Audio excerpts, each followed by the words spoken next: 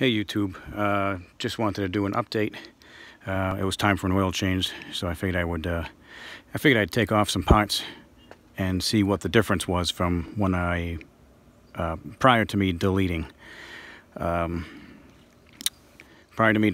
the EGR system and DPF. I'm sorry, the DPF. So anyways, here's a filter. I figured it was time to change that. It's looking pretty gross. It's probably not bad by somebody else's standards, but why not? Anyways, it's my 2012 2500, and one of the things that used to get screwed up all the time, come on, focus, was this sensor here that goes in the back of this air intake horn. This sensor here used to get, let's see if I can get a good focus here, come on. This sensor here used to get clogged up with soot, and every oil change, which back then was every 3,000 miles, as opposed to the manuals stating that you can get 7,500 miles out of your oil change, which was completely incorrect.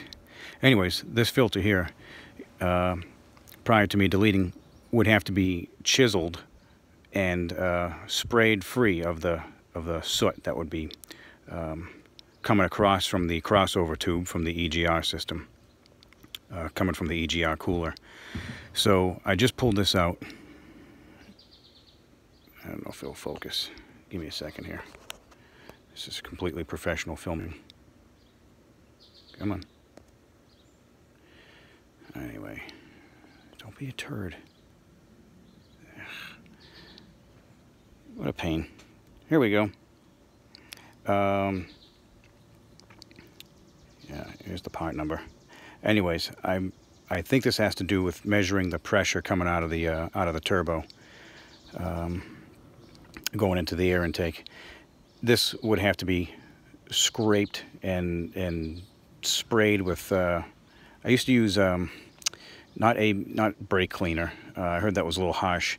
I would use the MAF cleaner, or MAP sensor cleaner, and just very gently poke it out. I had almost like a tool for models, doing like plastic models, just for scraping something, and I'd poke that out with that.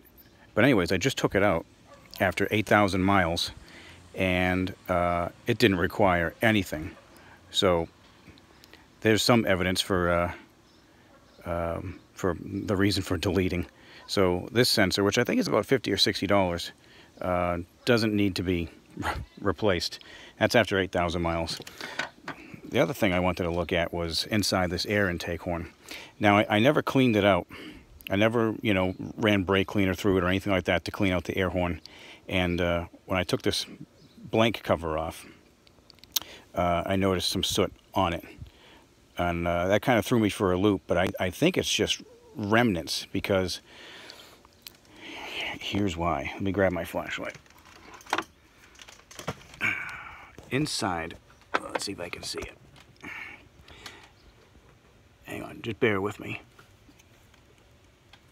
I gotta figure out this. Sorry for the videoing. I don't have a camera on a tripod with all that other good stuff. What I'm trying to do is get a look inside the air intake and see the grid heater. And I just can't do it, I don't think. I just can't seem to get it. I can see the grid heater, and it's perfectly clean. There's not an ounce of soot on it. So to me, this is just the garbage that I left behind, because I kind of did it. I was on a time crunch for doing the delete. I was kind of doing it at work. So I needed to move fast, and so I didn't take this air horn off and clean out the garbage. I was just happy that no more garbage was going to be flowing through it. And this is coming off pretty easily. So what I'm going to do is I'm going to put a vacuum on this side. I'm going to shop vac. I'm going to put on this side. I'm going to gently start moving some of this off, maybe with a wire brush or something like that, but I want to make sure that it gets sucked out the other side here and not go into the engine.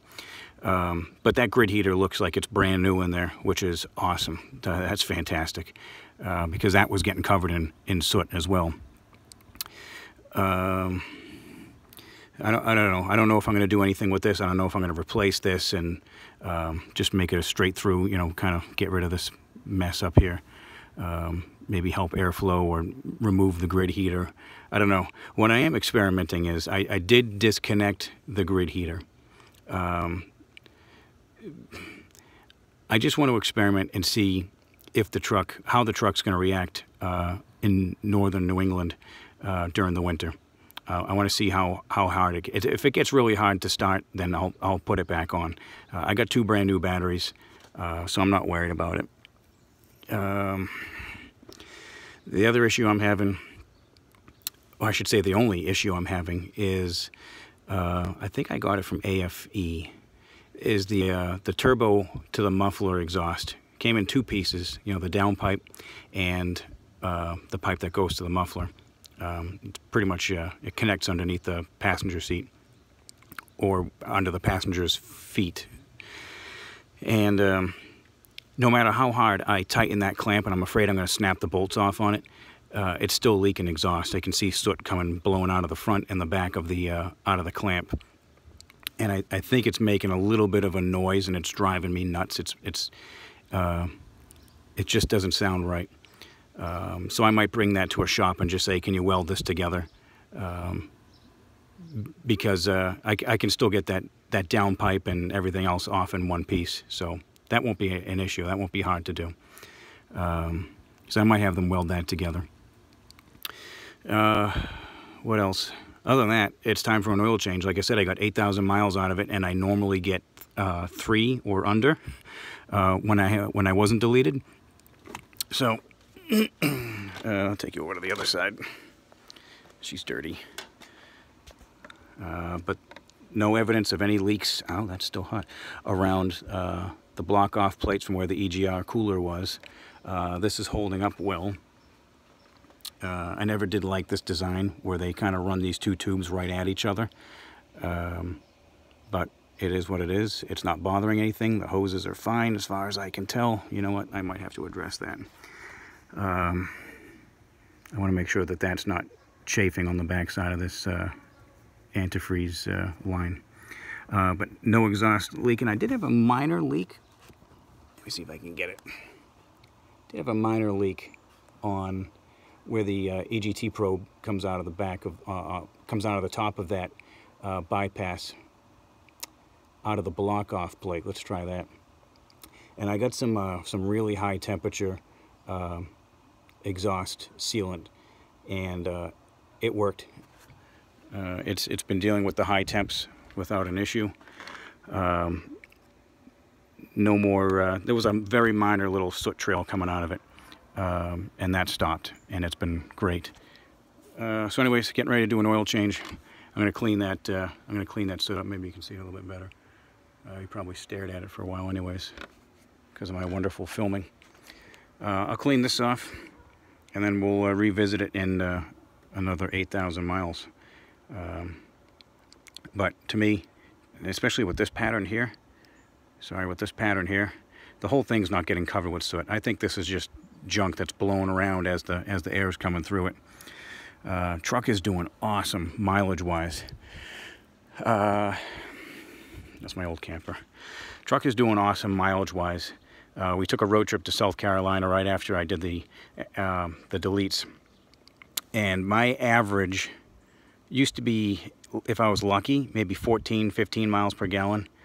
Now, obviously, it's all highway the way down, and I did, I think, 19 hours straight down. We had to make some pit stops for the kids or whatever, but we did it in one swoop, and my average was up into the mid-20s.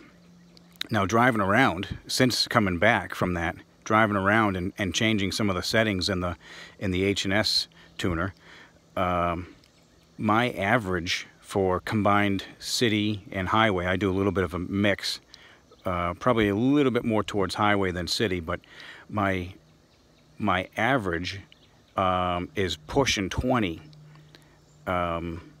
So I couldn't have asked for better. It's running fantastic. I've experimented with some of the power settings, pulling the camper. Camper is 8,000 empty.